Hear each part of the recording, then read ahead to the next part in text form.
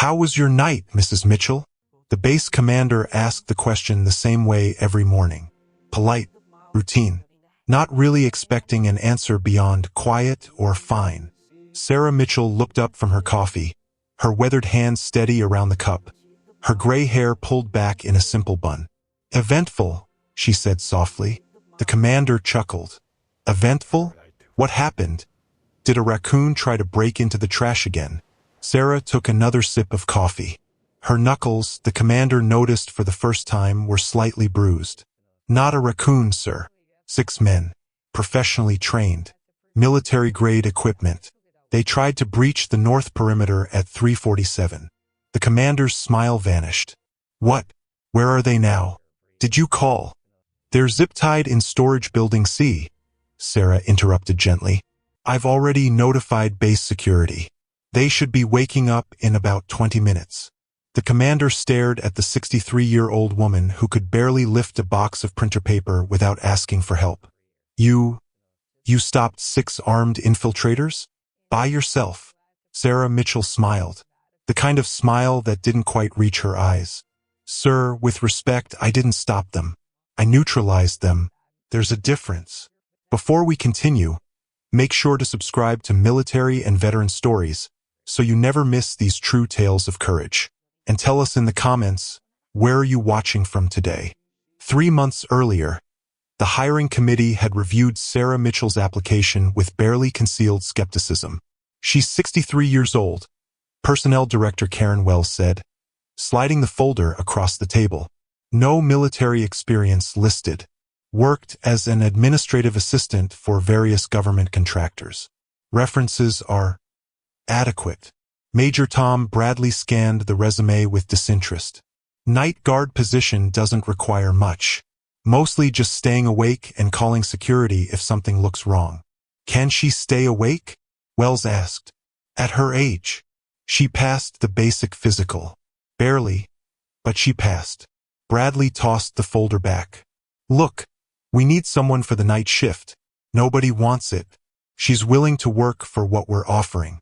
And let's be honest, nothing ever happens on the night shift anyway." Wells hesitated. "There's something odd about her employment history, gaps, large ones, and the government contractor work is vague. No specific details about what she actually did. Probably classified administrative stuff." Bradley shrugged. "You know how contractors are. Everything's compartmentalized. Besides, we're hiring her to watch a gate, not to handle nuclear codes." What they didn't know was that Sarah Mitchell's real employment history was classified at a level that required 3 separate security clearances just to confirm it existed. What they didn't know was that the gaps in her resume corresponded exactly with periods when certain terrorist organizations mysteriously lost their leadership. What they didn't know was that administrative assistant was the cover story given to operators whose real work could never be acknowledged. Sarah Mitchell knew they didn't know, and she preferred it that way. She had spent 25 years in the shadows. 25 years being someone else. 25 years carrying names, identities, and missions that evaporated the moment they were completed. She was tired. Not physically. Physically, she could still move like water and strike like lightning. But mentally, spiritually, she was exhausted from being a weapon that everyone denied existed. So she had done something that very few people in her line of work ever got to do. She retired. Really retired. Not the fake retirement where you consult or train or stay connected. Real retirement. The kind where you become invisible not because you're hiding, but because nobody's looking for you anymore. The night guard position was perfect. Quiet. Simple. Routine. Exactly what she needed after a lifetime of chaos. Or so she thought. Sarah's first month on the job was exactly what she expected. Boring. Peaceful. Uneventful. She arrived at 2200 hours every night, relieved the evening guard, and settled into the small guard shack with her thermos of coffee and whatever book she was reading. The younger personnel barely acknowledged her. To them, she was just another old woman marking time until Social Security kicked in. Specialist Danny Morrison was particularly dismissive. At 24, he was all muscle and confidence, fresh from basic training and convinced that his 3 months of military experience made him an expert on everything. "Evening, Mrs. Mitchell," he'd say with barely concealed condescension. "Try not to fall asleep on duty, okay? Wouldn't want you to miss the big invasion." His friends would laugh. Sarah would smile politely and say nothing. She had learned long ago that the loudest voices usually belonged to people who had never been truly tested. But she watched them, not obviously, not in a way that would draw attention. But she watched. She noted which guards were actually alert and which ones were just performing alertness. She observed the patrol patterns, the gaps in camera coverage, the places where someone could approach unseen if they knew what they were looking for. Old habits don't die. They just wait quietly in the background, running subroutines that never fully shut down. At night, alone in her guard shack, Sarah would walk the perimeter. Not the official patrol route that everyone used. Different routes. Random routes. Routes that covered the blind spots and vulnerable points that no one else seemed to notice. "Getting your exercise, Mrs. Mitchell?" the security supervisor asked one night, catching her on one of these walks. "Keeps me awake," Sarah replied with a grandmother's smile. "At my age, sitting still too long makes everything hurt." "Well, don't overdo it. We don't need you throwing out your hip." Sarah nodded agreeably. She didn't mention that she could still do a 5-mile run without breathing hard. She didn't mention that her exercise walks were actually threat assessments. She didn't mention that she had already identified 7 different ways someone could breach the perimeter without triggering any alarms. Because that's what operators do. Even retired ones. They see vulnerabilities the way artists see light and shadow. Automatically, constantly, involuntarily. And on the night of November 17th at exactly 3:47 hours, one of those vulnerabilities was about to be exploited. Sarah was reading when she heard it. Or rather, when she didn't hear it. The ambient sound had changed. Subtly. The kind of change that most people would never notice. But Sarah Mitchell wasn't most people. The insects had gone quiet in a specific pattern. Not everywhere. Just in a narrow corridor along the north fence line. She set down her book and turned off the guard shack lights. Then she waited, breathing slowly, letting her eyes adjust to the darkness. Their movement. 6 thermal signatures, barely visible even with her adjusted vision. They were good. Very good. Military precision spacing. Professional movement discipline. Sarah felt something she hadn't felt in 3 years. Not fear. Never fear. But something else. Cold clarity. A sharpening of focus that happened when the world suddenly became simple again. There were threats. The threats needed to be neutralized. Everything else was just details. She moved out of the guard shack like smoke. No wasted motion. No sound. 63 years old, and her body still remembered exactly what it was built to do. The infiltrators were cutting through the fence. Clean work. Probably bolt cutters with rubber grips to minimize sound. They'd already disabled the sensor wire. Again, professional work. Sarah watched them from the shadows. 6 men. All carrying suppressed weapons. All moving with the confidence of people who had done this before. The team leader made a hand signal. The group split into 2 fire teams. 3 moving toward the communications building. 3 providing overwatch. Standard tactical approach. Effective against conventional security. Unfortunately for them, Sarah Mitchell had never been conventional. She moved to intercept the Overwatch team first. Basic tactical principle: eliminate the people who can see you before you engage the people who can't.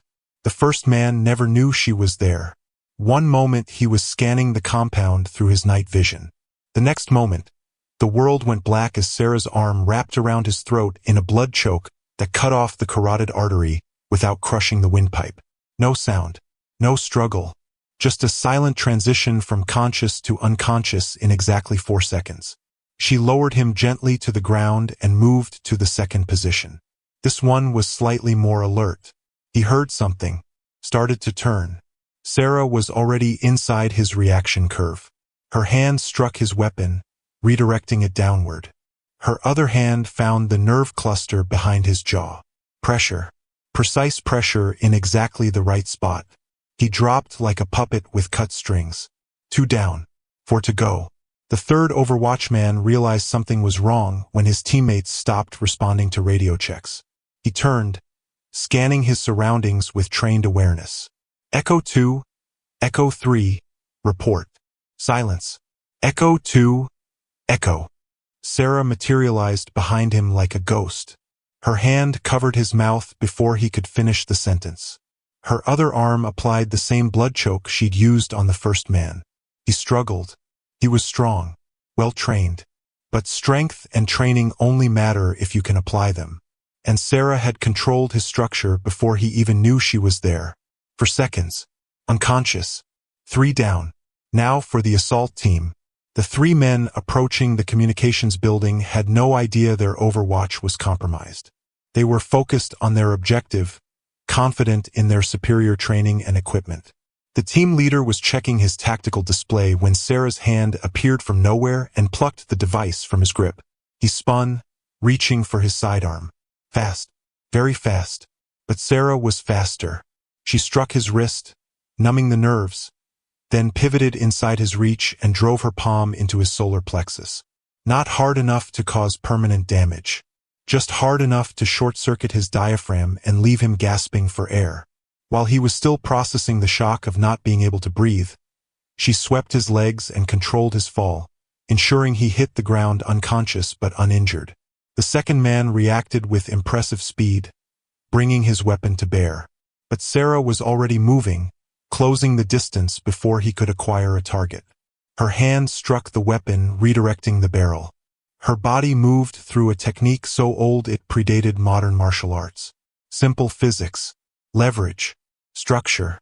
The weapon clattered to the ground. The man followed shortly after. The last infiltrator finally managed to get his weapon up and his finger on the trigger. Sarah stopped, raised her hands slowly, gave him a gentle, grandmotherly smile. "Son," she said softly, "you really don't want to do this. On the ground. Now." His voice was steady, but Sarah could see the confusion in his eyes. This wasn't how the mission was supposed to go. "I'll get on the ground," Sarah said calmly. "But first, answer me this. Where's your safety?" Instinct made him glance down at his weapon. Just for a fraction of a second. It was enough. Sarah moved with speed that seemed to violate the laws of physics for someone her age. The weapon was redirected, controlled, and removed from his grip before his brain could process what was happening. Then she applied the same blood choke she'd used on the others. Professional, efficient, non-lethal. He slumped to the ground, and Sarah caught him, lowering him carefully. 6 infiltrators, professional operators, armed and dangerous, neutralized in 14 minutes. Sarah stood in the darkness, breathing calmly, feeling the familiar post-operation clarity. Then she went back to the guard shack, retrieved the zip ties from the emergency supply kit, and spent the next 30 minutes securing her prisoners in Storage Building C. She arranged them carefully. Recovery position. No pressure on airways or major blood vessels. They'd have headaches when they woke up, but nothing permanent. Then she returned to the guard shack, made a fresh pot of coffee, and called base security. "This is Guard Post 1. We have a situation in Storage Building C. 6 unauthorized personnel, currently detained. You'll want to send a team." "Is this a drill, Mrs. Mitchell?" "No, ma'am. Not a drill." She hung up, poured herself a cup of coffee, and picked up her book. Chapter 7. She'd been right in the middle of a good part when the infiltrators showed up. Commander James Fletcher arrived at the base at 5:30, 20 minutes after the security team had secured the infiltrators and 40 minutes after he'd received the call that had pulled him out of bed.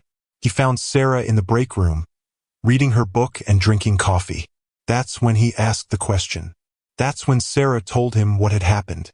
And that's when Commander Fletcher's understanding of reality took a sharp left turn into territory he wasn't prepared for. "Mrs. Mitchell," he said slowly, "I need you to come with me." They walked to Storage Building C. The 6 infiltrators were awake now, sitting with their hands still zip-tied, surrounded by base security. Fletcher studied them. Military bearing, professional demeanor, expensive equipment. Then he looked at Sarah Mitchell. 63 years old, gray hair, reading glasses hanging on a chain around her neck. "Who are you?" he asked quietly. Sarah smiled. "I'm your night guard, sir." "That's not what I'm asking." "I know, sir." Fletcher pulled out his phone and made a call. A very specific call to a very specific number that he wasn't supposed to know existed. 3 hours later, a black SUV arrived at the base. 2 men in civilian clothes stepped out. They didn't show identification. They didn't need to. Fletcher watched them walk directly to where Sarah was sitting. The older of the 2 men looked at Sarah for a long moment. Then he smiled. The kind of smile that held old memories and older secrets. "Ghost 7, he said softly. "It's been a long time." Sarah set down her coffee cup. "Hello, Marcus. I thought I made it clear I was done." "You did. We respected that." Marcus gestured toward storage building C. "But when 6 of our best breach specialists end up zip-tied by a 63-year-old night guard, we had to come see for ourselves." "They're yours." Sarah's tone suggested she'd already known the answer. Penetration test. New security protocols. They were supposed to breach, plant dummy devices, and extract without being detected. Marcus shook his head with something approaching admiration. "They've successfully infiltrated 17 facilities in the last 6 months. You're the first person who even noticed them, let alone stopped them." Fletcher finally found his voice. "Someone want to tell me what the hell is going on?" Marcus turned to him. "Commander, what do you know about the Ghost program?" "Never heard of it." "Good. That means it worked." Marcus pulled out a tablet and entered a series of passwords. The Ghost program was a classified counter-terrorism initiative that ran from 1989 to 2019. Highly specialized operators trained in infiltration, neutralization, and asset denial. He showed Fletcher a photo. A much younger Sarah Mitchell, though the eyes were the same. Calm, steady, dangerous. Sarah Mitchell, codenamed Ghost 7, was one of the program's most effective operators. 73 confirmed neutralizations. 0 friendly casualties. 0 civilian casualties. She operated in 16 countries across 4 continents. Marcus looked at Sarah with genuine respect. She was a ghost in the truest sense. Invisible until the moment she needed to be seen. Fletcher stared at Sarah. "And now you're... what? Working as a night guard?" Sarah shrugged. "I retired. Really retired. This job was supposed to be simple, quiet, boring." "So why did you engage?" Marcus asked. "You could have just called security." Sarah was quiet for a moment. Then she said something that made both men understand exactly who she had been, and still was. "Because 6 armed men breached a facility under my protection. Simple, quiet, and boring doesn't mean I stop being who I am." She met Marcus's eyes. "You trained me too well to ever really stop." The aftermath was complicated. The penetration test team had to write reports explaining how they'd been defeated by someone they'd assessed as a zero-threat target.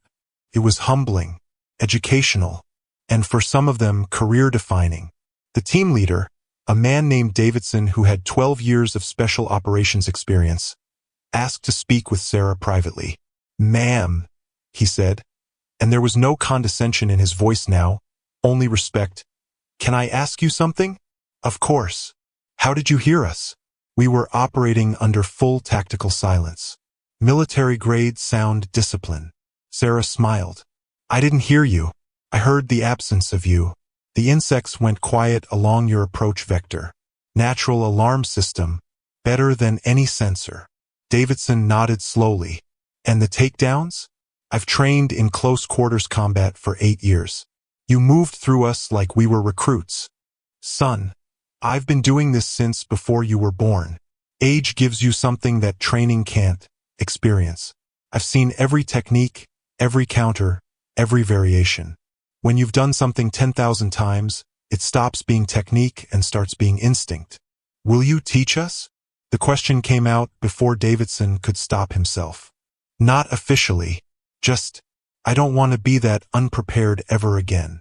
Sarah considered this. She'd retired to get away from this world, to stop being a weapon. But maybe there was a difference between being a weapon and being a teacher. I'll think about it, she said. Commander Fletcher called her into his office the next day. Mrs. Mitchell, he began. Please, sir. Just Sarah. Fletcher nodded. Sarah, I need to ask you something, and I need you to be completely honest. Always, sir. Why are you really here? A woman with your background could work anywhere.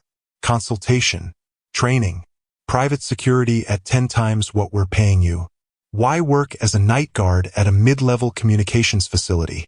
Sarah was quiet for a long moment. When she spoke, her voice carried the weight of decisions made in darkness, of lives taken and lives saved, of years spent being someone else. Commander, do you know what it's like to spend 25 years being invisible? Not as a tactic, but as a way of life.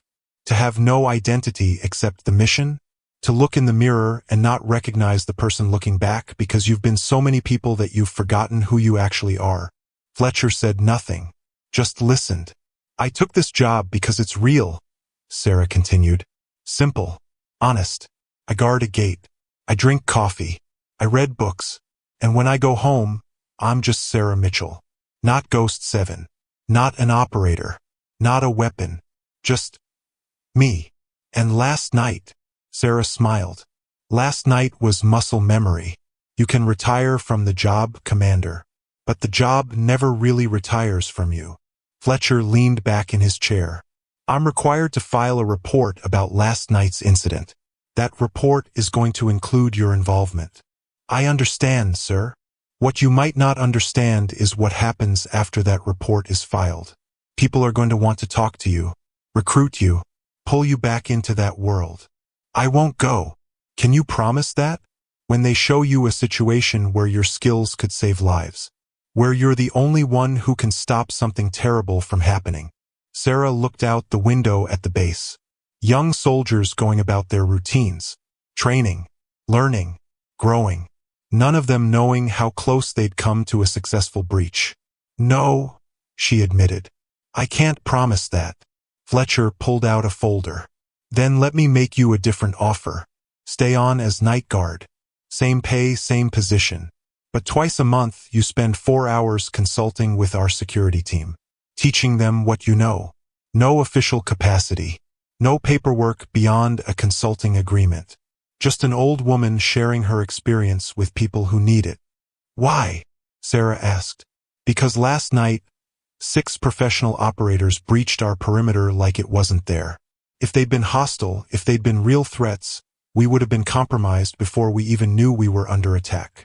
Fletcher met her eyes. You saw them coming. You stopped them. I want my people to be able to do the same thing. Sarah thought about it. It wasn't being pulled back in. It was sharing knowledge. There was a difference. Twice a month, she said. 4 hours. No official capacity. Agreed. They shook hands. 3 months later, Specialist Danny Morrison was on patrol when he noticed something odd. The ambient sound had changed. Subtly, almost imperceptibly. But he noticed. He keyed his radio. Security actual, this is Patrol 2. Possible anomaly in Sector 7. Recommend alert status. The response was immediate. Copy Patrol 2. Cameras show nothing. What are you seeing? Not seeing, sir. Hearing. We're not hearing. The environmental sound pattern just changed. There was a pause. Then, stand by, Patrol 2. Sarah Mitchell's voice came on the channel. Patrol 2, this is Mitchell. Describe the change. The insects went quiet, ma'am. Just in one area. Like something passed through. Sarah smiled in her guard shack. The kid was learning. Good catch, Patrol 2. That's worth checking. I'm moving to your position. 5 minutes later, they found the problem. Not infiltrators this time. Just a faulty sensor that was emitting a frequency that disturbed the local insect population. But Morrison had noticed. He had paid attention. He had trusted his instincts. After the issue was resolved, Morrison approached Sarah hesitantly.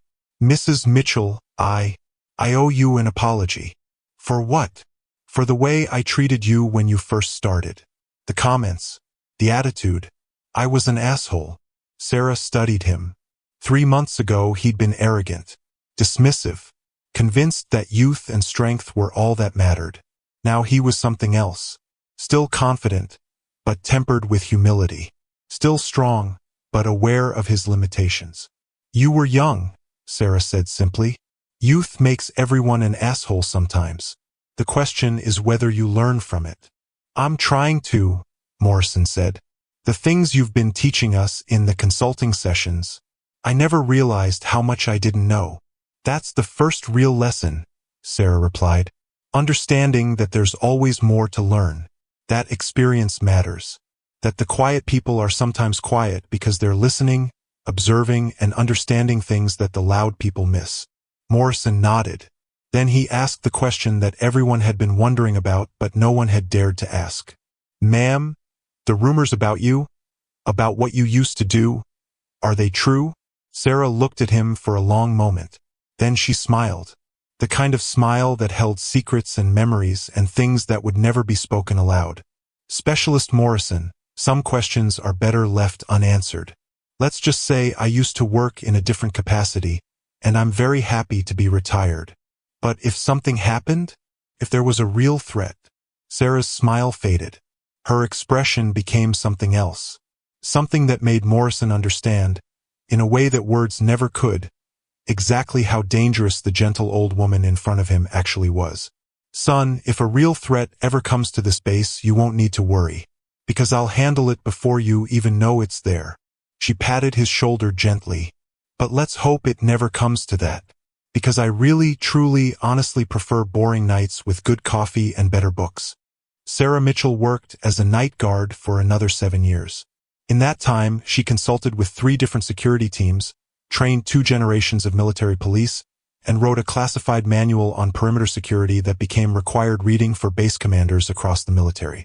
She never advertised her background, never told war stories, never sought recognition or praise.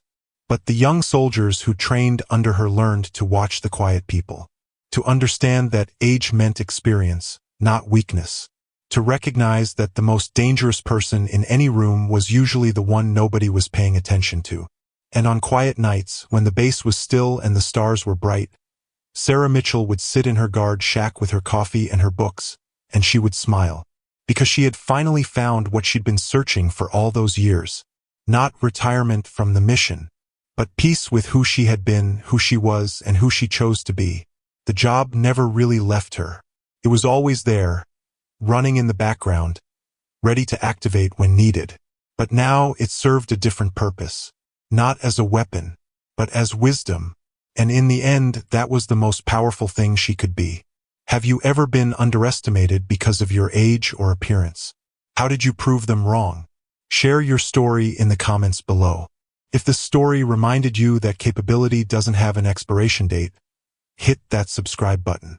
We share true veteran and hero stories every week that honor the courage, skill, and sacrifice of those who serve. Remember, the most dangerous person in the room is often the one no one's paying attention to. Until next time, stay vigilant, stay humble, and never judge a soldier by their cover story.